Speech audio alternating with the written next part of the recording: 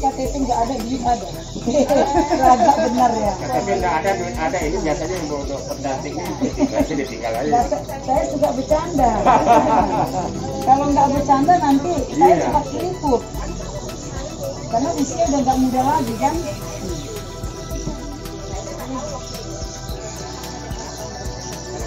Ini KTP rata-rata ada broker, duitnya nggak ada. Oh, KTP ada ya? Kalau KTP ada. Saya kan suka bercanda Pak. Iya sama. Pak Camat kan tahu, apalagi kita ini kan satu ini. Iya.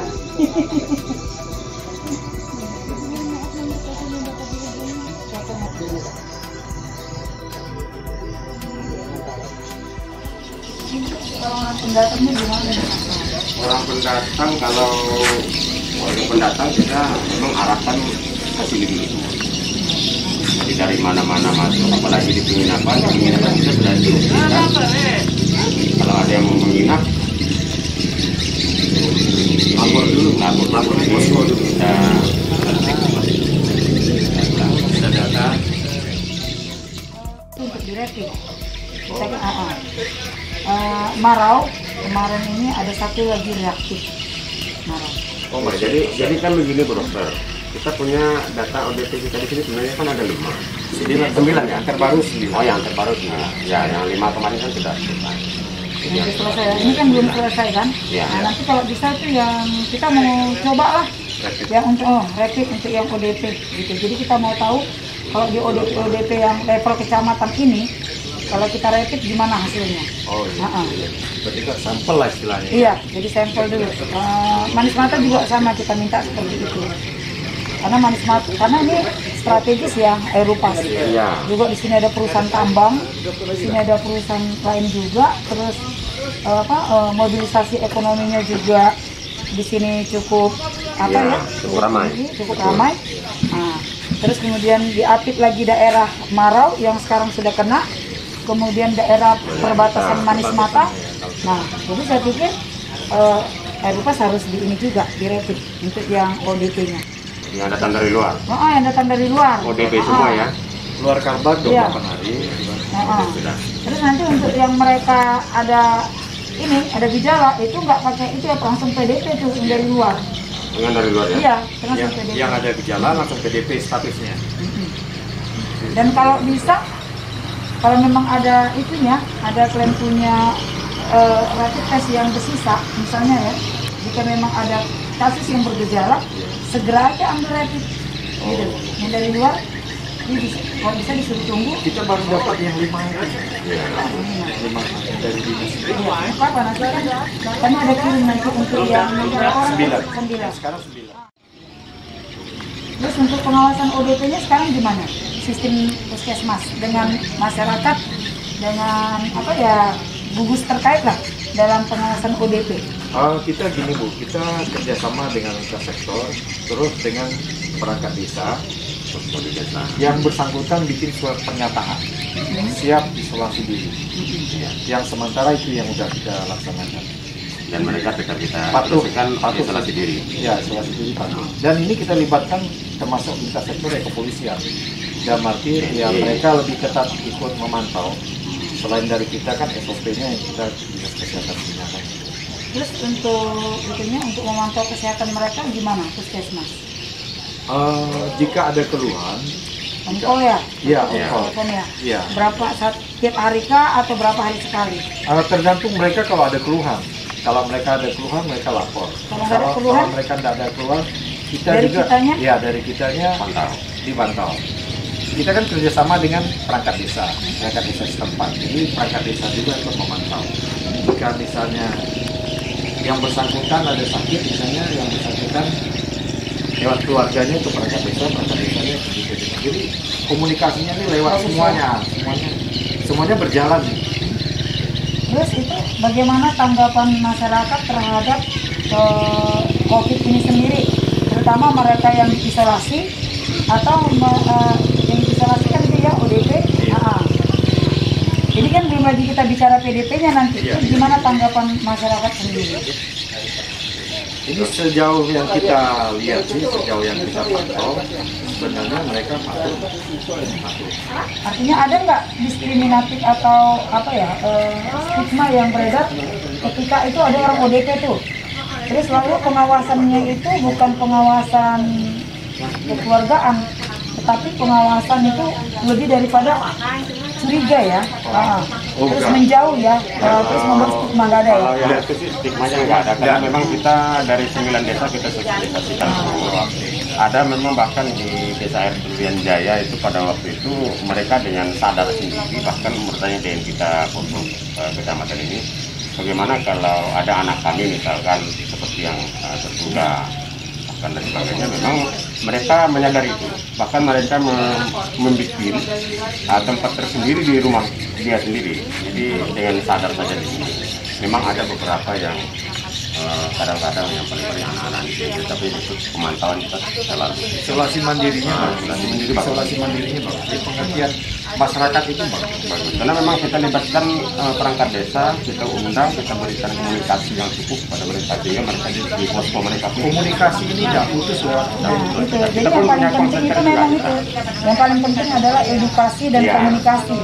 Karena di Marau itu ketika itu sempat ada stigma ya. Ada stigma. Jadi masyarakat apa itu lalu menilai seolah-olah warga jemaat GPID itu menjadi sesuatu yang ditakutkan. Benar.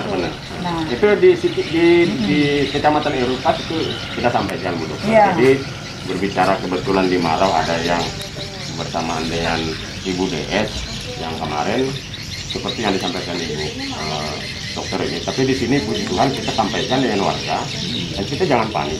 Nah, kita harus bijak saja melihat situasi dan kondisi seperti ini.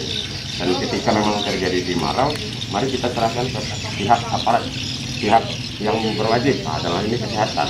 Pada saat hasil tes mereka ya ternyata seperti ini. Jangan kita menstigma sehingga akan kita ada semacam pemisahan dengan mereka, kasihan juga kita. Nah, kepada kalau jaga jarak itu wajib. Jaga jarak wajib. Masker itu wajib. Wajib. Ya. Itu kita maksudnya dokter gini, maksudnya edukasinya terus, tapi dalam arti nggak boleh panik, tetapi harus waspada. Waspada ini wajib. Bukan berarti kita menginformasikan waspada hilang, kan tidak. Jadi kita walaupun kita ini kan timnya dari posko kecamatan ini yang lintas sektor, kita juga di puskesmas sendiri punya tim juga yang khusus yang kita bekerja 24 jam. Kalau yang kelihatan ini kan yang jaga nih, yang jaga. Tetapi yang tidak kelihatan sesungguhnya kita semua ini berjaga nih lewat komunikasi 24 jam. 24 jam. Kita untuk di posko kecamatan ini kan semua masyarakat, elemen masyarakat seperti ini. Misalnya ada teman-teman dari Banser NU juga kita libatkan. Tokoh masyarakat, tokoh agama, pastor, pendeta, semua. Walaupun mereka tidak hadir di sini, tapi bagaimana mereka mengedukasi masing-masing umat, masing-masing jemaatnya, sehingga informasi ini sampai. Dan untuk keramaian itu Pak Camat gimana Pak Camat? Keramaian. Misalnya sekarang kan ada umpamanya dengan pola peribadahan, terus kemudian mungkin ada acara-acara adat tertentu gitu ya. Itu sudah disampaikan nggak ke tokoh-tokoh? Selalu kita sampaikan terus, dan untuk di gereja bahkan 4 sama dengan kita di Kabupaten sampai juga di sini. Besok sampai tidak memang melakukan ibadah di gereja, baik Katolik maupun Protestan, ibadah di rumah masing-masing. Kalau di sini memang keterbatasan itu akhirnya mereka menyampaikan tentang ibadah dengan video khotbah disampaikan. Tetapi kalau yang Muslim juga sama, tidak berjemaah, tetapi mereka masih ada imamnya yang di masjid 1-2 orang, itu biasa saja. Tapi mereka tidak berjemaah. Harapan kita seperti itu. Kalau keramaian di sini memang kita putus sama sekali. Hanya beberapa waktu yang awal kemarin saja mereka melakukan ritual adat, tapi itu kita batasi. Kerja sama dengan perusahaan saya pikir bagus ya. Puji Tuhan baik, mereka baik. Kita selalu koordinasi dengan mereka. Jadi kita libatkan lah. Mudah-mudahan kita di sini dengan kesadaran masyarakat hal ini bisa kita atasi lah dengan teman-teman dari puskesmas. Bantuan. Iya. Kita di sini pikir sampai jam 11 malam Bu, untuk teman-teman dari kesehatan. Tapi kita on call. Ya. Jam 11 malam pulang, tapi Iya. kalau selesai itu misalnya ada yang datang kita on call. Ya. Terus kalau di posko ada nggak atau tapi karena mungkin puskesmas ya ini ya 24 jam ya. Iya. Jadi maksudnya kalau misalnya ada kecelakaan itu kan artinya ketika mungkin di posko juga perlulah disiapkan satu standby lah alat standar untuk ini APD. Oh, Ya, APD. ya misalnya untuk jaga-jaga aja kali ada hal-hal yang memang harus cepat daripada menunggu cepat, ya. puskesmas gitu loh. Iya. Ada hal yang harus cepat, jadi minimal tuh N95 ya, terus sarung tangan.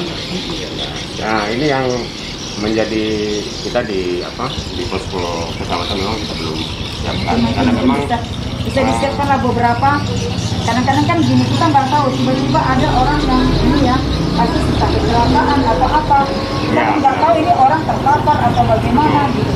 Karena pernah ada kejadian di pingsan ditinggalin di situ karena takut gitu. Nah, jadi ini untuk hal-hal yang tidak kita duga dan harus cepat penanganannya.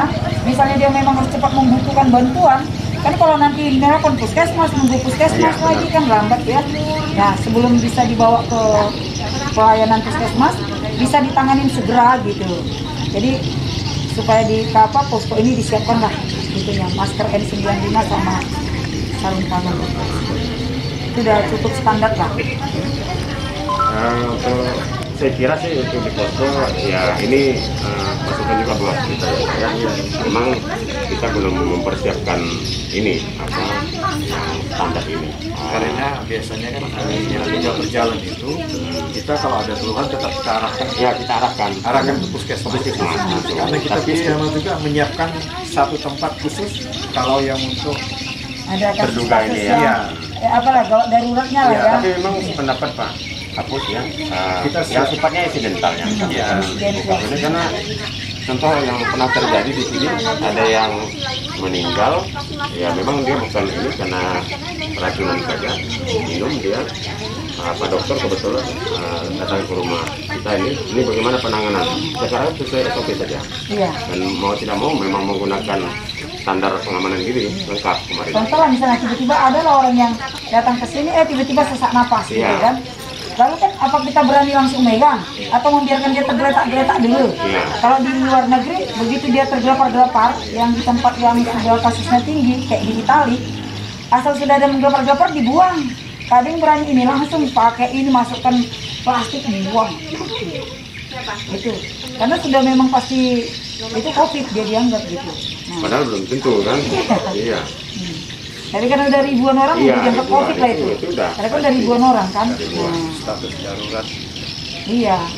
Dan jadi ini Kalimantan Barat, saya dengar dari info dari provinsi ada wacana untuk menjadikan Kalimantan Barat ini zona merah.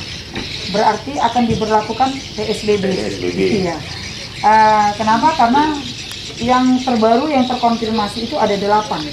Yang sebelumnya ada 13, jadi kurang lebih 21. Itu yang terkonfirm ya, yang sudah positif ya. Nah, terus kemudian Ketapang sendiri katanya adalah peringkat ketiga katanya untuk kasus reaktif. Jadi kita Sekalbar ya? Sekalbar. Ya. Jadi kita saat ini total yang reaktif berapa Bu? 13. Kita total yang reaktif itu ada 13 orang. Kabupaten Ketapang. Iya, reaktif. Itu tanpa gejala.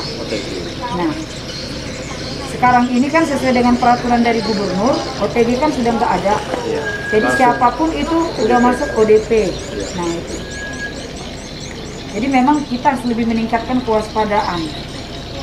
Termasuk juga pendatang-pendatang antar daerah. Nah, itu. Jadi kalau di sini sudah dikatakan aman, itu harus menjaga itu lebih susah lagi kan.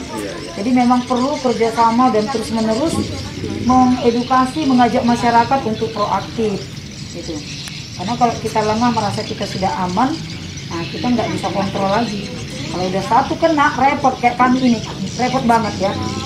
Ini ada satu menjadi Kecamatan Aeropas buat kami memang agak sedikit dilema. Dilemanya gimana?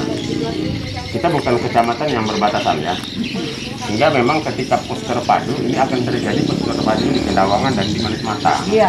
Nah sementara ada yang dari Manis Mata, dari Pangkalan Bun, pasti di sini, datang ke sini. Nah persoalannya yang saya katakan, ketika kita merujuk kepada yang ditentukan Pak Gubernur, bahwa dari Kalteng datang ke sini sudah otomatis DP, ya kan?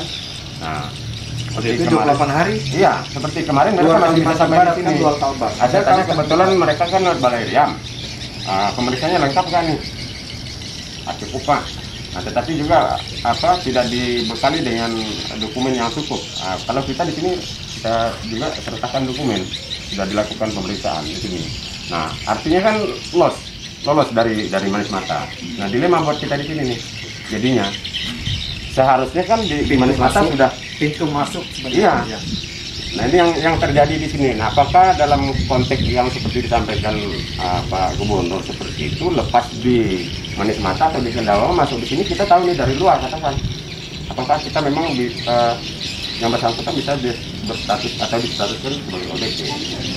Memang itu ya, tidak mudah memang menerapkan kebijakan yang dimana sosialisasinya tidak ada, tetapi masih berupa lembaran himbauan. Ini kan permasalahan di daerah itu kan berbeda-beda, ya kan gitu kan. Tapi saya pikir gini aja lah, memang itu menjadi panduan, ya.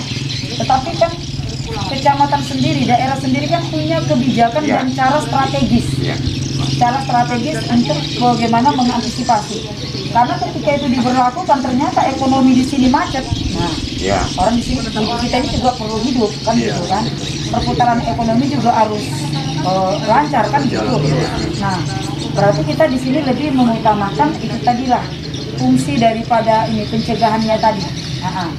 Ya wajib gunakan masker, wajib menjaga jarak, terus tidak ada keramaian-keramaian yang sifatnya apalagi tak menggunakan masker. Nah itu. Terus ya kalau ada apa-apa segeralah periksakan kesehatan, lapor, itu aja. Nah, jadi kalau ini terus digaung-gaungkan, saya pikir nanti masyarakat akan sadar sendiri. Benar. Karena kalau kita nanti ini main kucing-kucingan nggak mampu kita, nggak mampu. Kami dengan segala apanya kadang-kadang. Artinya kita bisa nyatu gitu. Karena mungkin trik yang di Ketapang namanya kan tim relawan apa ya? Pak Seka. Nah, artinya mereka bisa jadi perpanjangan di sini nanti kan gitu. Sementara peran mereka di sana itu adalah membantu sembako bagi orang-orang yang terpapar. Tapi saya minta juga bahwa tim relawan itu tidak hanya memberikan sembako, tapi lebih penting itu adalah mengedukasi. Ya. Karena ada masyarakat itu tak mau dikasih sembako. Soalnya begitu dikasih sembako, pemandangan orang masyarakat di sekitarnya itu orang yang tertular penyakit gitu. Nah, jadi kalau kita sudah mengedukasi masyarakat, makanya masyarakat sana itu menolak ketika diberikan bantuan. Karena melihat bahwa masyarakat itu, mereka melihat bahwa kami ini sepertinya kayak orang yang terasing gitu. Nah, iya, tapi kalau masyarakat sendiri yang datang juga memberikan bantuan, berarti ini ada perhatian. Jadi mungkin ada itu tadi pengedukasian kepada masyarakat untuk menyemangati orang-orang yang menjalani masa isolasi. Nah, supaya mereka tidak merasa terpinggirkan.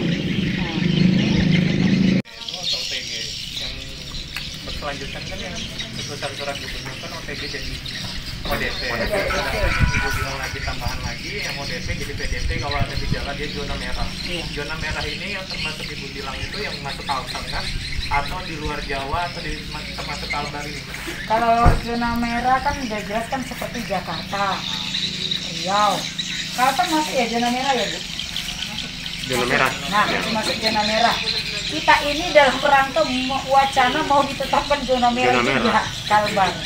Cuma belum dikeluarkan oleh gubernur, masih diwacanakan gitu. Jadi ya tempat-tempat yang memang seperti sekarang ini Semarang sudah masuk zona merah, kan gitu. Jadi yang banyak kasus-kasus COVID-nya nanti bisa di browsing yang masuk provinsi mana yang zona merah. Jadi soal tek gini Bu, kita kan semua ini pedagang yang istilahnya cari makan di Pangkalan Bun. Nah, dia datang ke Pangkalan Bun untuk nyari makan, misalnya berdagang. Dan lagi dia hanya dengan drop sehari 2 hari datang ke Eropa. Nah, Atau sebaliknya. Atau sebaliknya. Ya benar. Nah, itu soal teknis kita jadiin status PDP dan ODP itu gimana? Mungkin karena kita belum lockdown, Pak ya, jadi kita hanya akan itu edukasi. Karena kita juga tidak bisa melarang mereka masuk kita juga tidak bisa menahan dia sudah akan ada di sini. Kita edukasi lah, ketika di aktivitas ini sehari 2 hari, dia pakai masker, jaga jarak, ya itu segera pulang gitu. Jadi statusnya masih dia ODP lah, bukan PDP. ODP aja. Jadi yang penting bagi kita adalah bagaimana mengedukasi mereka untuk memahami cara penularan COVID ini. Ya. Pencegahannya adalah dengan cara memakai masker, ya.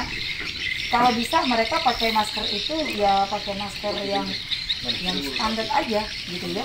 Nah, terus kemudian mereka itu jaga jarak dan mereka usahakan kalau bisa tidak menginap, langsung pulang kalau bisa.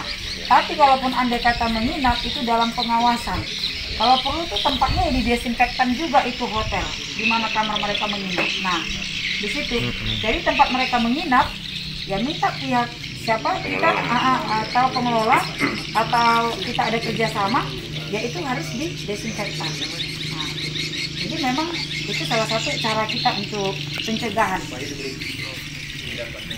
Bahwa penularan ini kan dikarenakan droplet ya, air ludah yang muncrat ya kan, di situ kan ada virus yang kita nggak tahu ini orang terkontaminasi apa tidak. Terus kemudian kan kita tahu bahwa virus ini dari droplet ini dia kan bisa nempel di benda mati dan masih bisa bertahan beberapa jam atau beberapa hari kan. Nah makanya wajib tempat itu harus ada cuci tangannya tadi. Nah jadi mereka juga disuruh membekalkan desinfektan itu hand sanitizer itu. Kalau bisa pedagang-pedagang itu harus membekalkan itu kalau bisa. Ini udah semua ya Pak ya, Terus untuk teknis satu lagi untuk rapid test itu. Jadi kan rapid test kita kan kami dapat info kami dapat 5 rapid test. Nah, rapid test ini kami lakukan sendiri dengan nanti mungkin ada arahan dari rumah sakit untuk dari dokter sendiri. Nanti itu dipakai untuk kapan dan diwajibkan siapa saja. Iya, kriterianya ya. Itu yang karena sekarang gini, kita kan juga perlu mengambil sampel ya, sampel. Jadi kita pakai dulu yang ODP di sini. Sambil kita mau melihat apakah ODP yang begitu bisa ada nggak kemungkinan untuk positif, kan gitu ya, untuk reaktif. Kalau yang selama kemarin pertama-tama, karena memang rapid test kita itu sangat terbatas ya, jadi kita menggunakan itu pada mereka yang kita anggap beresiko. Nah, tapi kalau sekarang tidak, orang yang kita perkirakan ODP dan berasal dari daerah terjangkit, selagi rapid test kita ada, kita rapid.